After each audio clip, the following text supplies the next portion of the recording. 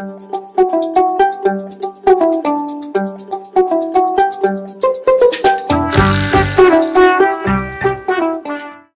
la mort de Sidi Lamine Niasse, quelle est l'analyse politique que vous allez faire? Avant de faire l'analyse politique, après la disparition de Sidi Lamine Niasse, je pense qu'il est bon de s'attarder d'abord dans la dimension de l'homme.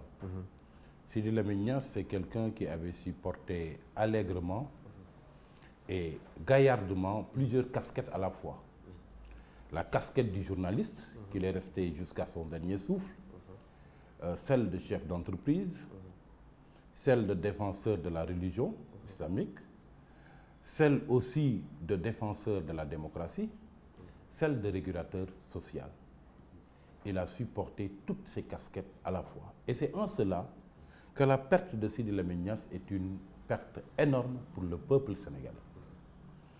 C'est quelqu'un qui, si on se base tout simplement sur une des casquettes, en l'occurrence celle de régulateur social et de défenseur de la démocratie, c'est une perte énorme, surtout vu l'échéance vers laquelle nous allons, avec une situation de tension où l'opposition et le pouvoir en place ne parlent pas le même langage, les positions sont très crispées. Une voix comme celle de Sidi Lamine Niasse, qui savait rappeler à la raison les acteurs politiques, était très importante. Et s'il y a donc une conséquence à tirer de la disparition de Sidi Lamine Niasse, en perspective de cette élection, c'est surtout que sa voix va peut-être manquer.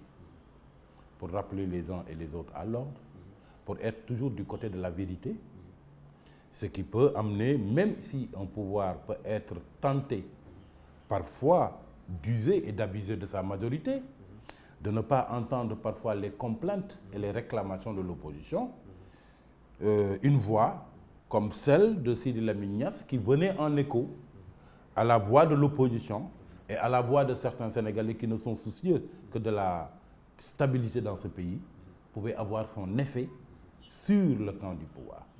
Donc ça va manquer, très sincèrement.